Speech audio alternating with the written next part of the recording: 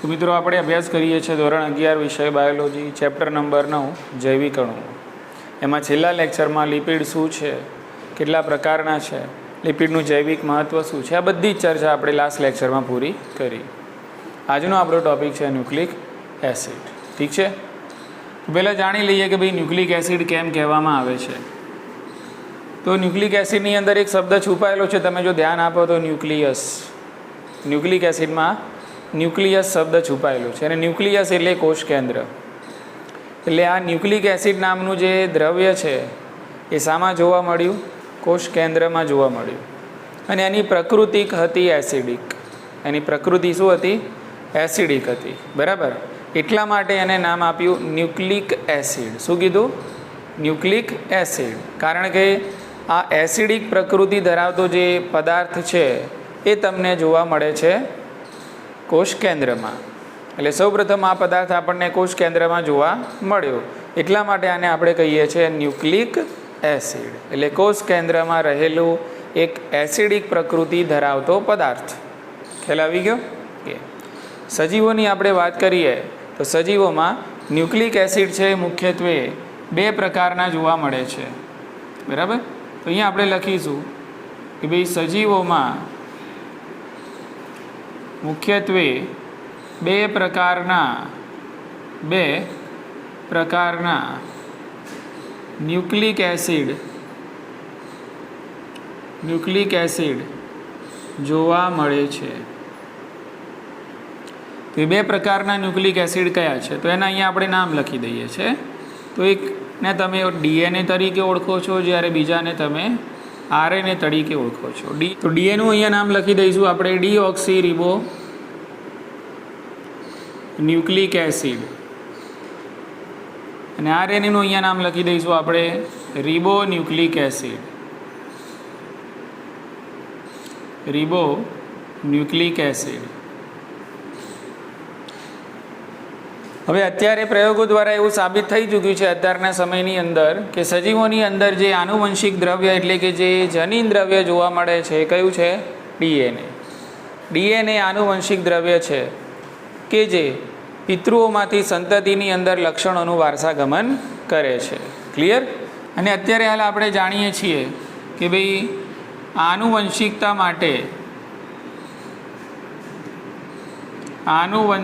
માટે જનીનો જવાબદાર છે કે જે ડીએનએના બનેલા છે. એટલે અહીંયા આપણે જે વાત કરવા જઈ રહ્યા છીએ ડીએનએની, એ ખરેખર એક પ્રકારે આનુવંશિક દ્રવ્ય છે અને ડીએનએથી જ જનીનો તૈયાર થાય છે. હવે આપણે એના બંધારણની વાત કરીએ કે ભાઈ ન્યુક્લિક એસિડ ડીએનએ હોય કે પછી આરએનએ હોય, એનો એક રચનાત્મક એકમ હોય છે. જે રીતે આપણે જોયું પ્રોટીન, તો પ્રોટીનની અંદર રચનાત્મક એકમ થાય એમિનો એસિડ.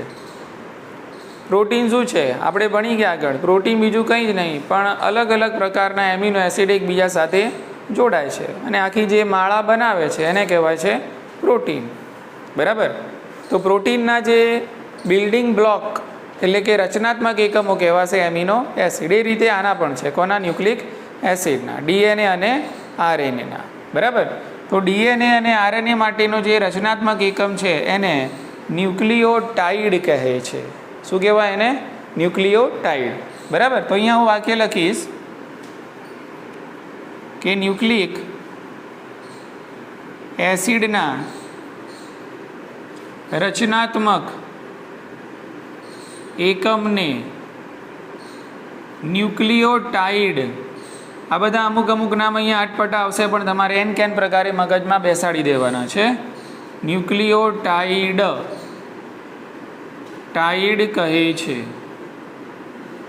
એટલે કહેવાનો મતલબ એ થયો કે ભાઈ ડીએનએ અને આરએનએ છે એ કયા એકમોના બનેલા છે? તો ન્યુક્લિયોટાઇડના બનેલા છે.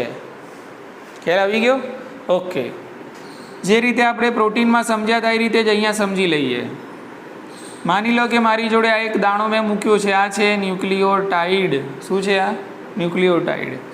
આવી જ રીતે અલગ અલગ ન્યુક્લિયોટાઇડ એકબીજા સાથે જોડાય છે આ રીતે. આ એકબીજા સાથે અલગ અલગ બધા ન્યુક્લિયોટાઇડ છે જોડાય છે અને આ બધા ન્યુક્લિયોટાઇડ એકબીજા સાથે આ રીતે જોડાઈને એક શૃંખલાનું નિર્માણ કરે છે અને આ જે શૃંખલા બની એને કહેવાય પોલીન્યુક્લિયોટાઇડ. આ શૃંખલાને શું કહીશું આપણે? પોલીન્યુક્લિયોટાઇડ. બોલો, ખ્યાલ આવી ગયો? બરાબર. કારણ કે આ બધા દાણા છે, બધા દાણાને કહીશું આપણે ન્યુક્લિયોટાઇડ અને આ બધા ન્યુક્લિયોટાઇડ એકબીજા સાથે જોડાઈને જે શૃંખલા બનાવે છે એને કહેવાય પોલીન્યુક્લિયોટાઇડ. ખ્યાલ આવી ગયો? ઓકે. હવે સમજો, જ્યારે તમે ડીએનએ અને આરએનએનું બંધારણ તમારા મગજમાં વિચારો છો ત્યારે આપણા મગજમાં દાખલા તરીકે ડીએનએનું બંધારણ આવે તો કંઈક ડીએનએનું બંધારણ આપણને આ જ પ્રમાણે જોવા મળે છે કે ભાઈ આ રીતે કુંતલ આકાર અને નિસરણી જેવી રચના બે દોરામાં પરોવાયેલી હોય એ પ્રમાણેની રચના આપણને આમાં જોવા મળે છે. બરાબર. તો અહીંયા તમે સમજી લો, આ જ વસ્તુ છે જે મેં અહીંયા ઉપર દોરી છે. આ જે રેખા છે, બરાબર, આ જે પોલીન્યુક્લિયોટાઇડની શૃંખલા છે એ જ આ જ પોલીન્યુક્લિયોટાઇડની એક શૃંખલા છે અને એની સાથે એક બીજી પોલીન્યુક્લિયોટાઇડની શૃંખલા અમળાયેલી છે. ખ્યાલ આવી ગયો? એટલે ટૂંકમાં ડીએનએની અંદર આવી પોલીન્યુક્લિયોટાઇડની કેટલી શૃંખલાઓ હોય? 2. કેવી હશે? 2. જ્યારે આરએનએમાં પોલીન્યુક્લિયોટાઇડની કેટલી શૃંખલાઓ હોય છે? એક જ શૃંખલા આવેલી હોય છે. ખ્યાલ આવી ગયો? ઓકે. તો અહીંયા પોલીન્યુક્લિયોટાઇડ આપણે લખીશું. બરાબર. ઓકે. તો પોલીન્યુક્લિયોટાઇડની 2 શૃંખલાઓ આપણને ડીએનએમાં જોવા મળે છે. બરાબર. અને સામાન્ય રીતે પોલીન્યુક્લિયોટાઇડની એક શૃંખલા આપણને શામાં જોવા મળશે? આરએનએમાં જોવા મળે છે. બોલો, આટલી ખબર પડી ગઈ? બરાબર.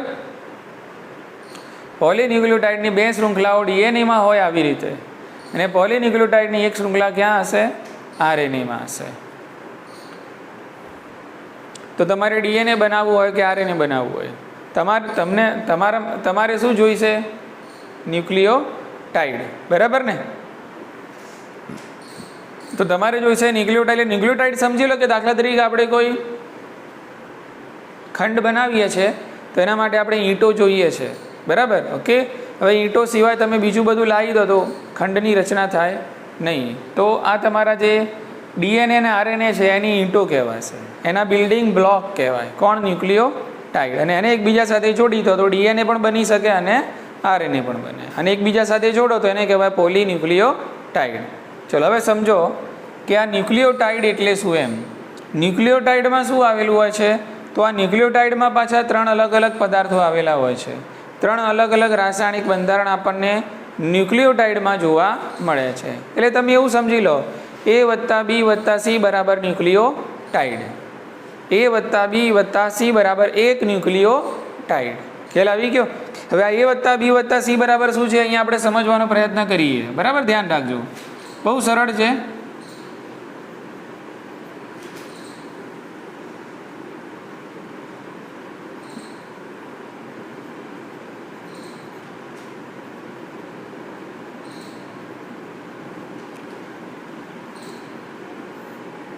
કે તો આ ન્યુક્લિયોટાઇડના બંધારણમાં તમે જોશો તો મુખ્યત્વે 3 પદાર્થો જોવા મળે છે. એમાં એક હોય નાઇટ્રોજન બેઝ, એક હોય છે નાઇટ્રોજન બેઝ, બીજું હોય પેન્ટોઝ શર્કરા,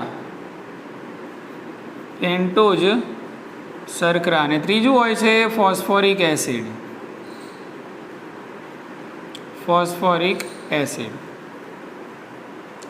તો એક ન્યુક્લિયોટાઇડમાં પેન્ટોઝ શર્કરા હોય, બીજું શું હોય? નાઇટ્રોજન બેઝ હોય અને ત્રીજું હશે ફોસ્ફોરિક એસિડ. આને કહેવાય ન્યુક્લિયોટાઇડ. ખ્યાલ આવી ગયો? ઓકે. ચાલો હવે આ ફોસ્ફોરિક એસિડ છે, આ ફોસ્ફોરિક એસિડ એને હું સાઈડમાં કરી દઉં છું. ફોસ્ફોરિક એસિડને બંધારણમાં લેતો નથી. એક ન્યુક્લિયોટાઇડના બંધારણમાં 3 પદાર્થો આવેલા હોય. ખ્યાલ આવી ગયો? એ માની લો કે અહીંયા જો આ એક દાણો છે, આ ન્યુક્લિયોટાઇડનો એક દાણો છે. બરાબર. એ ન્યુક્લિયોટાઇડનો દાણો અહીંયા દોરું છું. આ ન્યુક્લિયોટાઇડનો દાણો મેં અહીંયા દોર્યો. આ ન્યુક્લિયોટાઇડ, આ એક ન્યુક્લિયોટાઇડ છે. પણ આ એક ન્યુક્લિયોટાઇડમાં અહીંયા હશે નાઇટ્રોજન બેઝ અહીંયા હશે પેન્ટોઝ શર્કરા અને અહીંયા હશે ફોસ્ફોરિક એસિડ. એવી રીતે આ ત્રણ ભેગા થઈને શાનું બંધારણ બનાવે છે? ન્યુક્લિયોટાઇડ. ખ્યાલ આવી ગયો કે હવે તમે જો ફોસ્ફોરિક એસિડને સાઈડમાં કરી દો છો અને તમે એમ કહો છો કે ભાઈ હું પેન્ટોઝ શર્કરા અને નાઇટ્રોજન બેઝ જ જો જોડાયેલા હોય તો એને શું કહેવાય? તો પેન્ટોઝ શર્કરા અને નાઇટ્રોજન બેઝને તમે જ્યારે એકબીજા સાથે જોડો છો અને જે રચના બને છે એને કહેવાય ન્યુક્લિયોસાઇડ.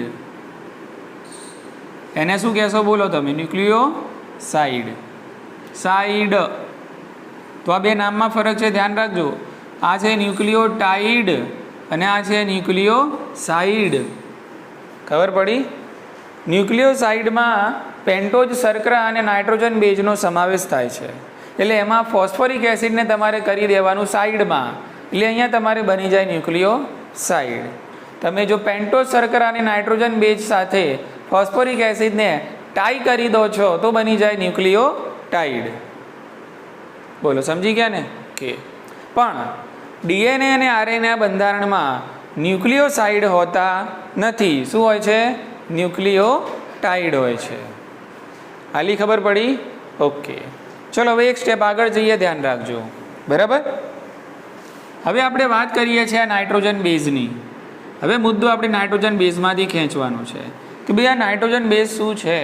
તો આ જો નામની અંદર જ એનો મતલબ છે કે ભાઈ નાઇટ્રોજન બેઝ એટલે કે એક પ્રકારના સજીવોમાં ન્યુક્લિક એસિડમાં અથવા તો તમે એમ કહો કે ભાઈ ન્યુક્લિયોટાઇડમાં જોવા મળતા વિષમ ચક્રીય કાર્બનિક સંયોજનો છે.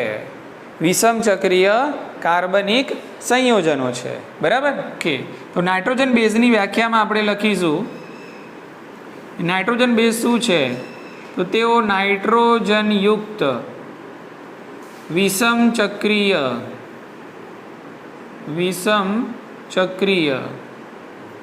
સજીવોમાં જોવા મળતા કાર્બનિક સંયોજનો છે. કાર્બનિક સંયોજનો છે. તમે કહેશો સર કાર્બનિક સંયોજનો છે એ તો ખબર પડી ગઈ, પણ આ વિષમ ચક્રીય શું છે એ સમજાવી દો એકવાર. બરાબર. તો વિષમ ચક્રીય છે, બહુ સરળ શબ્દોમાં હું તમને સમજાવી દઉં. દાખલા તરીકે મારી જોડે આ બેન્ઝીનની રિંગ છે. આ બેન્ઝીનની રિંગ છે. બેન્ઝીનની રિંગમાં દરેક ખૂણાની અંદર આપણને ખબર છે કે કાર્બન આવેલો હોય છે. બરાબર. તો આ જે ચક્ર થયું આને કહેવાય સમચક્ર. કેવું કહેવાય? સમચક્ર. હવે દાખલા તરીકે આ જે કાર્બન છે એની જગ્યાએ હું મૂકી દઉં છું અહીંયા નાઇટ્રોજન. આ કાર્બન છે એની જગ્યાએ હું મૂકી દઉં છું નાઇટ્રોજન. બરાબર. તો આ જે ચક્ર છે એની અંદર દરેક ખૂણામાં એક જ પ્રકારના અણુઓ આવેલા છે, એટલે કે એક જ પ્રકારના પરમાણુ આવેલા છે નહીં. અહીંયા કાર્બન, અહીંયા નાઇટ્રોજન, અહીંયા કાર્બન, અહીંયા નાઇટ્રોજન. તો આ જે ચક્ર બન્યું એને વિષમ ચક્ર કહેવાય. શું કહેવાય? વિષમ ચક્ર. ખ્યાલ આવી ગયો? તો નાઇટ્રોજન બેઝ આ પ્રકારના છે એમ કે નાઇટ્રોજન બેઝ કેવા છે? નાઇટ્રોજન યુક્ત. કેવા છે? નાઇટ્રોજન યુક્ત. વિષમ ચક્રીય એટલે આ જે ચક્ર બન્યું એ શું છે? વિષમ ચક્રીય. એટલે તમને નાઇટ્રોજન બેઝના રાસાયણિક બંધારણમાં આ પ્રકારના ચક્ર જોવા મળશે. એટલા માટે એને કીધું વિષમ ચક્રીય. અને કાર્બનિક શું છે? સંયોજનો છે. ક્લિયર? ઓબ્વિયસ છે. જો અહીંયા કાર્બન નાઇટ્રોજન વચ્ચે બંધ છે, કાર્બન કાર્બન વચ્ચે બંધ છે, ક્યાંક તમને કાર્બન ઓક્સિજન વચ્ચે પણ બંધ જોવા મળશે, ક્યાંક તમને કાર્બન હાઇડ્રોજન વચ્ચે પણ બંધ જોવા મળશે. ખ્યાલ આવી ગયો કે? તો એ એક પ્રકારનું કાર્બનિક સંયોજન છે અને સજીવોમાં જોવા મળે છે. સજીવોમાં જોવા મળે જ કારણ કે નાઇટ્રોજન બેઝ એ કોનો ભાગ બને છે? ન્યુક્લિયોટાઇડ. અને ન્યુક્લિયોટાઇડ છે એ કોનો ભાગ બને છે? ડીએનએ અને આરએનએ. અને ડીએનએ આરએનએ આપણા શું છે? આનુવંશિક દ્રવ્ય છે. બોલો, ઉતરી ગઈ મગજમાં વાત?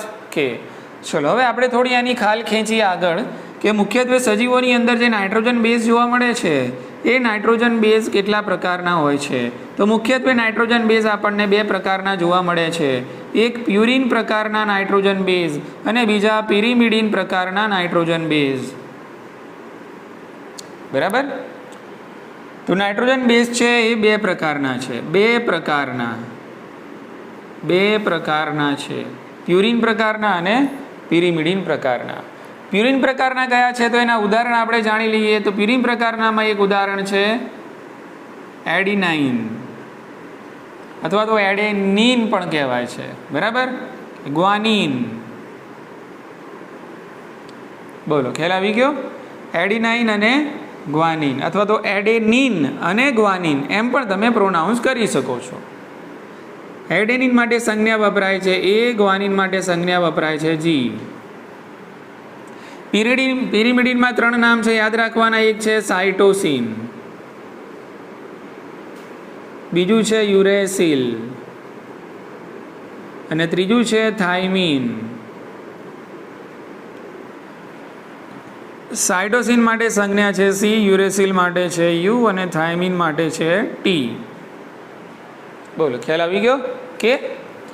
તો નાઇટ્રોજન બેઝ 2 પ્રકારના હોય છે, પ્યુરિન પ્રકારના અને પિરિમિડિન પ્રકારના. ખ્યાલ આવી ગયો? પ્યુરિન પ્રકારના નાઇટ્રોજન બેઝમાં 2 ઉદાહરણ યાદ રાખવાના, એડેનિન અને ગ્વાનિન. અને પિરિમિડિન પ્રકારના જે નાઇટ્રોજન બેઝ છે એમાં 3 આવશે, સાઇટોસિન, યુરેસિલ અને થાઇમિન. આ બધા 5 કહેવાય નાઇટ્રોજન બેઝ. 5 શું કહેવાય? પણ એમાંના આ 2 જે છે એ પ્યુરિન પ્રકારના કહેવાય. આ 3 છે એ કયા પ્રકારના? પિરિમિડિન પ્રકારના કહેવાશે. હાલી ખબર પડી ગઈ? ઓકે. હવે આ બંને કઈ રીતે એકબીજાથી અલગ પડે છે તો તમારી બુકમાં બંનેના એક ઉદાહરણ લઈને એના રાસાયણિક બંધારણ આપેલા છે. ક્લિયર? ઓકે. દાખલા તરીકે પ્યુરિન પ્રકારની વાત કરીએ, તેની અંદર તમને આ રીતે 2 ચક્રો બતાવેલા છે, બરાબર? એક 6 મેમ્બરવાળું જે ચક્ર છે એ બતાવેલું છે અને એક ચક્ર તમને 5 મેમ્બર એટલે કે 5 સભ્યોવાળું બતાવેલું છે, બરાબર? કે તો અહીંયા આ જે ઓડ સ્થાન છે એ જગ્યાએ આપણે મૂકી દેવાના છે નાઇટ્રોજન. તો અહીંયા મેં મૂકી દીધું નાઇટ્રોજન, બરાબર? હવે અહીંયા આપણે જે રાસાયણિક બંધારણ દોરવા જઈ રહ્યા છીએ આ રાસાયણિક બંધારણ છે એડેનિનનું. એડેનિન અથવા તો એડિનાઇન, બરાબર? ઓકે. જરૂર પડે ત્યાં તમારે અહીંયા દ્વિબંધ છે એ દ્વિબંધની અહીંયા તમારે જગ્યા મૂકી દેવાની, એટલે સંયોજકતાને પૂરી કરવા માટે. બીજી બધી જગ્યાઓમાં આ જે ખૂણાઓ છે આ બધી જગ્યાઓમાં કાર્બન આવેલા છે, જ્યારે અહીંયા શું આવેલા છે? નાઇટ્રોજન છે. એટલે તમે જોશો કે ભાઈ પ્યુરિન જે છે એની અંદર આવા 2 વિષમ ચક્રો છે. કેટલા છે? 2. અને પિરિમિડિનની અંદર એક જ વિષમ ચક્ર હશે. પિરિમિડિનમાં કેટલું હશે? એક જ વિષમ ચક્ર આવેલું હોય છે. બોલો આમાં સમજણ પડી ગઈ? બરાબર? ઓકે.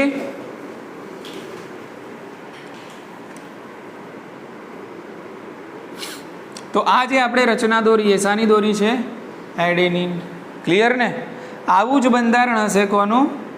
ગ્વાનિનનું. એની અંદર પણ તમને આ જ પ્રમાણે 2 વિષમ ચક્રો જોવા મળશે, એક 6 સભ્યોવાળું અને બીજું 5 સભ્યોવાળું. ક્લિયર છે? ઓકે.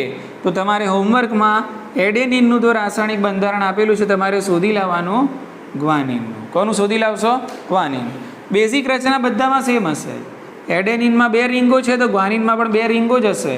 આવી જ રીતે આ સ્થાને અને આ 2 સ્થાને એમાં પણ નાઇટ્રોજન હશે જ, પણ ફરક એટલો કે એમાં કેટલાક સ્થાને તમને જોવા મળશે કીટોન સમૂહ. શું જોવા મળશે? કીટોન સમૂહ, બરાબર? ઓકે. એટલે એનું બંધારણ તમારે શોધી લાવવાનું છે. કોનું? ગ્વાનિનનું. ક્લિયર? ઓકે. ચલો હવે પિરિમિડિનમાં તમને યુરેસિલનું રાસાયણિક બંધારણ બુકમાં આપેલું છે. એટલે યુરેસિલનું જે રાસાયણિક બંધારણ છે એની અંદર આવી વિષમ ચક્ર 2 ના હોય, એક જ વિષમ ચક્ર આવેલું હોય છે. અને એની અંદર પણ તમારે આ જે 2 સ્થાન છે એ 2 સ્થાને મૂકી દેવાના નાઇટ્રોજન. બોલો ખ્યાલ આવી ગયો કે? અને નાઇટ્રોજનની આજુબાજુના જે 2 સ્થાનો છે ત્યાં આવી જશે કીટોન સમૂહ. કયો સમૂહ આવશે? કીટોન સમૂહ. બાકીનું બધું જે વધ્યું ત્યાં તમારે સંયોજકતા છે એને સેટ કરવાની. શું કરવાની છે? સંયોજકતા છે એને સેટ કરવાની. દાખલા તરીકે અહીંયા કાર્બન હશે. શું હશે? કાર્બન. તો કાર્બનની સંયોજકતા 4 પૂરી થઈ ગઈ. 1 બંધ અહીંયા, 1 બંધ અહીંયા અને 2 બંધ અહીંયા, બરાબર? એની સંયોજકતા પૂરી થઈ ગઈ. નાઇટ્રોજનની 3 બનાવવાની હોય. કેટલી બનાવવાની હોય છે? 3, બરાબર? ઓકે. અહીંયા પણ આ કાર્બનની કેટલી થઈ જાય છે? 4 થઈ જાય છે. ક્લિયર? કે તો અહીંયા આપણે એક દ્વિબંધ આપણે અહીંયા મૂકી દઈએ એટલે આ કાર્બન છે કે, અને આ જે નાઇટ્રોજન છે એ નાઇટ્રોજન માટે આપણે અહીંયા મૂકી દઈશું H, અને આ જે નાઇટ્રોજન છે એની માટે અહીંયા મૂકી દઈશું આપણે હાઇડ્રોજન. બોલો ખ્યાલ આવી ગયો? અહીંયા એક દ્વિબંધ આવશે ને અહીંયા હાઇડ્રોજન હશે ને અહીંયા શું હશે? હાઇડ્રોજન. ક્લિયર છે કે? તો આ જે રચના બનાવી મેં આ યુરેસિલની બનાવી. આ શાનું બંધારણ છે? યુરેસિલ. એટલે આવી જ રીતે તમારે શોધી લાવવાનું છે સાઇટોસિનનું અને થાઇમિનનું. આવું જ હશે, બેઝિક આવી જ રચના હશે, પરંતુ કેટલીક જગ્યાએ તમને અહીંયા આ જે કીટોન છે એની જગ્યાએ તમને જોવા મળશે મિથાઇલ સમૂહ. શું મળશે? મિથાઇલ સમૂહ. કેટલીક જગ્યાએ તમને આ જે સી ડબલ બોન્ડો છે એમાં તમને જોવા મળશે એમિનો સમૂહ. બસ, બાકી બેઝિક ચક્ર તો આ જ રહેવાનું, ચક્ર બદલાવાનો નથી. એટલે પ્યુરિન અને પિરિમિડિનમાં મૂળ ફરક શું છે સમજી ગયા? પ્યુરિનની અંદર જે નાઇટ્રોજન બેઝ છે એમાં 2 વિષમ ચક્રો હોય, જ્યારે પિરિમિડિન જે સાયટોસિન, યુરેસિલ અને જે થાઇમિન છે એની અંદર એક જ વિષમ ચક્ર આવેલું હોય છે. આ મુખ્ય તફાવત કોની વચ્ચે? પ્યુરિન અને પિરિમિડિન વચ્ચે. આટલી વાત મગજમાં ઉતરી ગઈ? ખ્યાલ આવી ગયો? હા કે ના? બરાબર. ચલો વધીએ હવે આગળ. તો નાઇટ્રોજન બેઝ શું છે આપણને અહીંયા ખબર પડી ગઈ. 2 પ્રકારના છે અને એના ઉદાહરણ જોઈ લીધા. હવે આ પેન્ટોઝ શર્કરા શું છે એની આપણે વાત કરી લઈએ. બરાબર, ઓકે. તો આ જે પેન્ટોઝ શર્કરા છે એને આપણે સમજી લઈએ.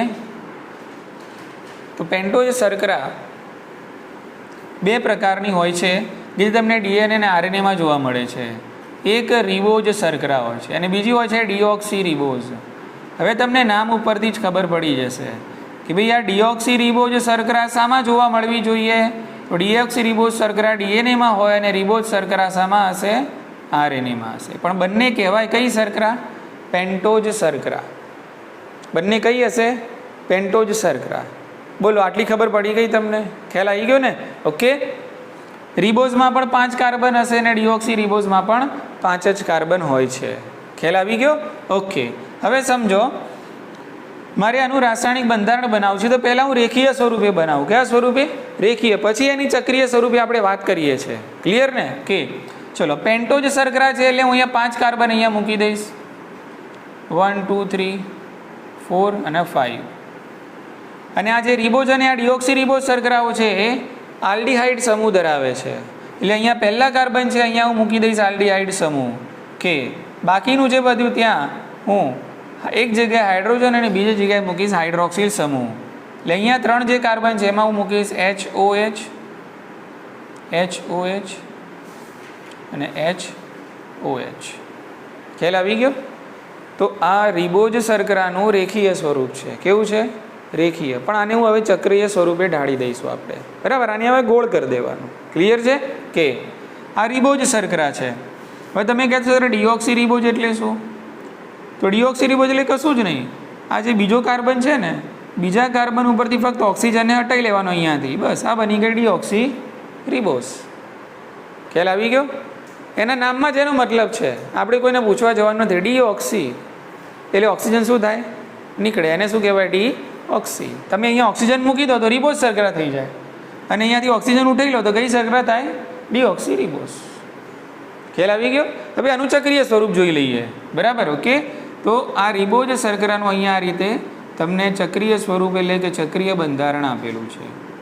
બરાબર, કે અહીંયા આવશે OH, અહીંયા મૂકી દો HOH, અહીંયા મૂકી દો HOH, અહીંયા મૂકી દો H અને અહીંયા આવશે તમારું CH2OH. આ જ વસ્તુ મેં અહીંયા લખી છે. કોઈ નવો ફરક છે નહીં. આ રેખીય સ્વરૂપ છે ને આ કેવું છે? ચક્રીય સ્વરૂપ છે. ખ્યાલ આવી ગયો? કે તો આ જે શર્કરા મેં દોરી આ રિબોઝ, આ જે શર્કરા છે કઈ છે? રિબોઝ શર્કરા છે. હવે આ જુઓ, આ રિબોઝની મારે ડીઓક્સી રિબોઝ બનાવવી હોય તો શું કરીશું? આ પહેલો કાર્બન છે ને આ બીજો કાર્બન છે. આ પહેલો કાર્બન કહેવાય, આ બીજો, ત્રીજો, ચોથો અને આ 5મો. ખબર પડી ગઈ? આ તો ઓક્સિજન છે.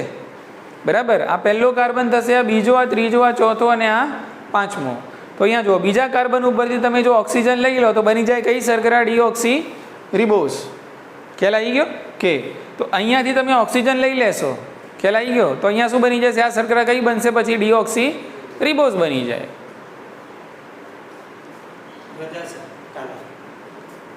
સોમવારે ટેસ્ટ હો તમારો કેમિસ્ટ્રી કરેલા ધાતુ સદી સાહેબ તમે એક નજર આપ્યું એટલે છોકરો નજર. ચલો, અહીં આટલું ધ્યાન રાખ્યું તમે. એટલે ન્યુક્લિયોટાઇડમાં પેન્ટોઝ શર્કરા તરીકે રિબોઝ શર્કરા હોય જો આરએનએ હોય તો, અને જો ડીએનએ હોય તો કઈ હોય? ડીઓક્સી રિબોઝ શર્કરા હોય. આલી ખબર પડી ગઈ? ચલો હવે ધ્યાન રાખો. મારે બનાવવું છે ન્યુક્લિયોસાઇડ. શું બનાવવું છે? સમજો, મારે બનાવવું છે ન્યુક્લિયોસાઇડ. હવે ન્યુક્લિયોસાઇડ બનાવવું હોય તો આ પેન્ટોઝ શર્કરાને હું કોની સાથે જોડીશ? નાઇટ્રોજન બેઝ સાથે. સમજો હવે આ નાઇટ્રોજન બેઝ છે એને ઉઠાવી લીધો મેં અહીંયાથી અને નાઇટ્રોજન બેઝને મેં અહીંયા જોડી દીધો કોની કઈ શર્કરા સાથે પેન્ટોજ શર્કરા સાથે ખ્યાલ આવી ગયો કે તો અહીંયા હું જોડી દઉં છું કે તો અહીંયા આવી ગયો મારો નાઇટ્રોજન બેઝ અને મેં અહીંયા જોડી દીધો એડેનિનને આખું અહીંયા સ્ટ્રક્ચર અહીંયા લખતો નથી પણ આ રીતે એડેનિન અહીંયા જોડાઈ ગયું તમારે સમજી લેવાનું ખ્યાલ આવી ગયો ને એટલે અહીંયા આવી ગયો નાઇટ્રોજન બેઝ અને આ કઈ શર્કરા છે પેન્ટોજ શર્કરા એટલે આ જે બંધારણ બન્યું એને શું કહેવાય ન્યુક્લિયોસાઇડ શું કહેવાશે એને ન્યુક્લિયોસાઇડ ખ્યાલ આવી ગયો ને અને અહીંયા આ જે બંધ બન્યું કે જેના દ્વારા નાઇટ્રોજન બેઝ કોની સાથે જોડાયો પેન્ટોજ શર્કરા સાથે જોડાયો અહીંયા જે બંધ બન્યો એને કહેવાય ગ્લાયકોસિડિક બંધ એને કહેવાય ગ્લાયકોસિડિક બંધ હવે આ કેટલા પ્રકારના ન્યુક્લિયોસાઇડ બની શકે છે એની આપણે વાત કરી લઈએ બરાબર ઓકે બહુ સરળ છે ધ્યાન રાખજો બરાબર ન્યુક્લિયોસાઇડના નામ લખીએ આપણે ન્યુક્લિયોસાઇડ એટલે શું એ ખબર પડી ગઈ તમને પેન્ટોઝ શર્કરા અને નાઇટ્રોજન બેઝનું બંધારણ એને ન્યુક્લિયોસાઇડ કહેવાય પણ અહીંયા નાઇટ્રોજન બેઝ તરીકે અહીંયા આપણે એડેનિન મૂક્યો છે પણ તમે એડેનિનની જગ્યાએ ગ્વાનિન પણ મૂકો સાઇટોસિને મૂકી શકો થાઇમિને મૂકી શકો યુરેસિલે મૂકી શકો હા કે ના ઉતરે છે મગજમાં વાત પેન્ટોઝ શર્કરા તો એને જ રહેવાની છે એ રિબોઝ હશે કાં તો ડીઓક્સી રિબોઝ હશે પણ આની સાથે જે નાઇટ્રોજન બેઝ જોડાય છે એ નાઇટ્રોજન બેઝ તરીકે અહીંયા એડેનિન જોડી છે ઉદાહરણ તરીકે પણ તમે એડેનિનની જગ્યાએ શું જોડી શકો છો ગ્વાનિન સાઇટોસિન યુરેસિલ અને થાઇમિન બધું જોડી શકો છો એટલે આપણને અલગ અલગ પ્રકારના શું મળવાના ન્યુક્લિયોસાઇડ મળવાના ખ્યાલ આવી ગયો કે તો એ ન્યુક્લિયોસાઇડના નામ લખીએ જો એડેનિન શર્કરા સાથે જોડાયેલો હોય તો એ ન્યુક્લિયોસાઇડને શું કહેવાય તો એને કહેવાય છે એડિનોસાઇન એને તમે કહેશો એડિનોસાઇન જો તમે અહીંયા એડેનિન જગ્યાએ ગ્વાનિનને જોડો છો તો એને કહેવાય ગ્વાનોસાઇન અથવા તો તમે કહી શકો ગ્વાનોસિન ચલો તમે હવે સાઇટોસિન જોડો છો અહીંયા એડેનિનની જગ્યાએ સાઇટોસિન છે તો આને કહેવાય સાઇટિડીન ઉતરે છે મગજમાં વાત યુરેસિલને જોડો છો તો એને કહેવાય યુરિડીન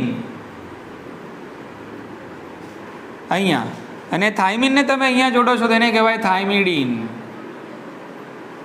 એટલે ટૂંકમાં કહેવાનો મતલબ છે કે આ બધા જે નામ લખ્યા મેં આ બધા ન્યુક્લિયોસાઇડ કહેવાય બધા શું કહેવાશે ન્યુક્લિયોસાઇડ એડિનોસાઇન ગ્વાનોસિન સાઇટિડીન યુરિડીન અને થાઇમિડીન આ બધા ન્યુક્લિયોસાઇડ છે હવે આ બધા ન્યુક્લિયોસાઇડને મારે ન્યુક્લિયોટાઇડ બનાવવા હોય તો શું કરવું કહો એટલે અહીંયા આ જે શર્કરા છે એના જો બીજો હાથ છે અહીંયા હું જોડી દઈશ ફોસ્ફોરિક એસિડ ખબર પડી ગઈ એટલે સમજી લો કે હું શર્કરા છું પોતે બરાબર અને એક હાથમાં અહીંયા મેં લીધેલો છે નાઇટ્રોજન બેઝ અને અહીંયા છે ફોસ્ફોરિક એસિડ એટલે આખી જે રચના બની એને કહેવાય ન્યુક્લિયોટાઇડ આ ફોસ્ફોરિક એસિડ નીચે મૂકી દઉં તો આ થઈ ગયું ન્યુક્લિયોસાઇડ બોલો ખબર પડી ગઈ ને ખ્યાલ આવી ગયો એટલે અહીંયા આ જે બંધ છે એ કહેવાય ગ્લાયકોસિડિક બંધ ખ્યાલ આવી ગયો અને જે ફોસ્ફોરિક એસિડ સાથે આપણે જોડીશું શર્કરાને એ કહેવાશે એસ્ટર બંધ એ કયો છે એસ્ટર બંધ ઉતરી મગજમાં વાત બરાબર ચાલો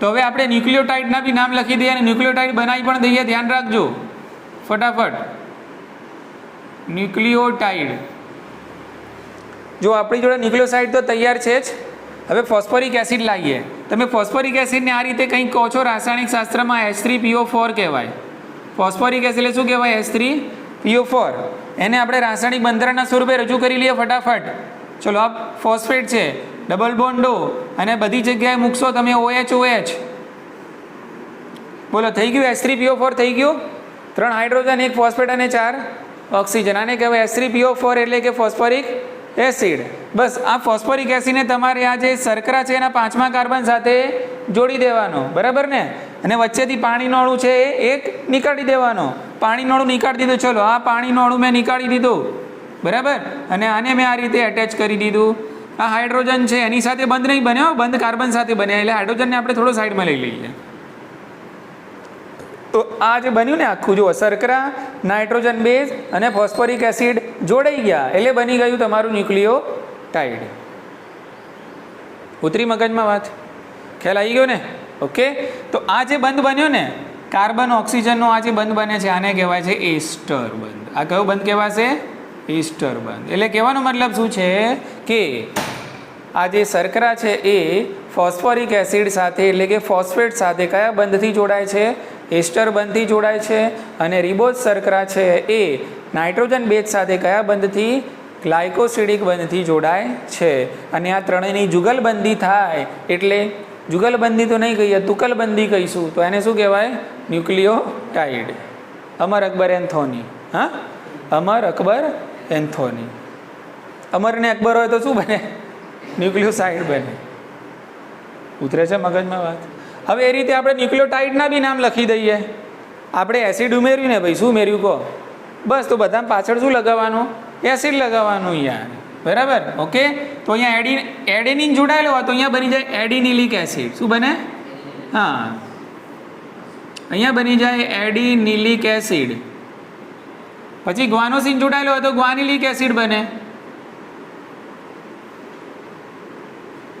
ગ્વાનિલિક એસિડ. સાઇટોસિન જોડાયેલો હોય તો સાઇટિડિલિક એસિડ બને. સાઇટિડિલિક એસિડ. બરાબર? પછી યુરેસિલ હોય તો યુરિડિલિક એસિડ બને. એ ટૂંકમાં બધામાં એસિડ લગાવવાનું છે. અને પછી બને થાઇમિડિલિક એસિડ. થાઇમિડિલિક એસિડ. એટલે આ બધા કહેવાય ન્યુક્લિયોટાઇડ. આ બધા શું કહેવાય? ન્યુક્લિયોટાઇડ કહેવાય. સમજ પડી ગઈ ને? એટલે તમને એમ કે ભાઈ થાઇમિડિન કે થાઇમિડિલિક એસિડ આ બંનેમાંથી ન્યુક્લિયોટાઇડ કયો? તો ન્યુક્લિયોટાઇડ કહેવાય થાઇમિડિલિક એસિડ. ખ્યાલ આવી જશે ને? ચલો હું એમ કહું કે થાઇમિડિનના બંધારણમાં ફોસ્ફોરિક એસિડ આવેલો છે, હા કે ના? ના, એ તો શું છે? ન્યુક્લિયોસાઇડ છે. એમાં તો ફોસ્ફોરિક એસિડ હોય નહીં. આટલી ખબર પડી ને? હવે આપણે રિવર્સ જઈએ. કેવા જઈએ? રિવર્સ જઈએ. બરાબર? ચલો, ન્યુક્લિયોસાઇડ છે. ચલો, ન્યુક્લિયોસાઇડમાં શું લાવ્યા? ફોસ્ફોરિક. એટલે બની ગયું ન્યુક્લિયોટાઇડ. ચલો, એ ન્યુક્લિયોટાઇડને આપણે એકબીજા સાથે શું કરી દીધા? જોડી દીધા. એટલે બની ગયું પોલીન્યુક્લિયોટાઇડ. પોલીન્યુક્લિયોટાઇડ. અને આ પોલીન્યુક્લિયોટાઇડની બે શૃંખલાઓ આપણે જોઈન્ટ કરી દીધી એટલે બની ગયું તમારું શું? ડીએનએ. એક જ શૃંખલા રાખો તો બની જાય આરએનએ. ઉતરી મગજમાં વાત? બરાબર ને? કે હવે આ જે ડીએનએ છે એમાં કેટલા પ્રકારના નાઇટ્રોજન બેઝ આવેલા હોય અને આરએનએમાં કેટલા પ્રકારના હોય? તો બંનેમાં 4 પ્રકારના હોય. કેટલા પ્રકારના? આમ 5 પ્રકારના છે. આ 2 છે ને આ 3, આમ 5 છે. પણ ડીએનએમાં કોણ હોય એ યાદ રાખવાનું. તો ડીએનએની અંદર હોય એજીસીટી. શું હોય? અને આરએનએમાં હોય એજીસીયુ. એટલે ડીએનએમાં શું હોય? એડેનિન હોય, ગ્વાનિન હોય, અને સાઇટોસિન અને થાઇમિન હોય. યુરેસિલ ડીએનએમાં ના હોય. આ એની ઓળખ. કોની? ડીએનએની ઓળખ. ડીએનએમાં શું ના હોય? યુરેસિલ ના હોય. ખ્યાલ આવી ગયો ને? અને આરએનએમાં એજીસી, એ તો 3 બંનેમાં કોમન જ છે. પણ થાઇમિનની જગ્યાએ આરએનએમાં શું હોય? યુરેસિલ હોય. થાઇમિન ના હોય આરએનએમાં. એટલે ટૂંકમાં ડીએનએ અને આરએનએ બંનેમાં 4 પ્રકારના નાઇટ્રોજન બેઝ આવેલા છે. કેટલા પ્રકારના? 4 પ્રકારના. 2 પ્યુરિન પ્રકારના એટલે એડેનિન અને ગ્વાનિન, અને 2 પિરિમિડિન પ્રકારના એટલે સાઇટોસિન અને થાઇમિન ડીએનએમાં. બરાબર? અને આરએનએમાં પણ 4 પ્રકારના, 2 પ્યુરિન પ્રકારના અને 2 પિરિમિડિન પ્રકારના. ખ્યાલ આવી ગયો? આમાં થાઇમિન હોય અને આમાં યુરેસિલ. આમાં થાઇમિન ના હોય ને આમાં યુરેસિલ ના હોય. ઉતરી ગઈ મગજમાં વાત? કે તો આ ખાલી આપણે સાધન સામગ્રી ભેગી કરી ડીએનએની રચના સમજવા માટેની. કોની રચના સમજવા માટેની? ડીએનએની રચના સમજવા માટેની આ બધી રેતી, કપચી, ઈંટો, સિમેન્ટ એ બધું કહેવાય. બરાબર? એટલે આ બધું ભેગું કરીશું આપણે. અને હવે આગળ સમજવાનું છે ડીએનએની રચના.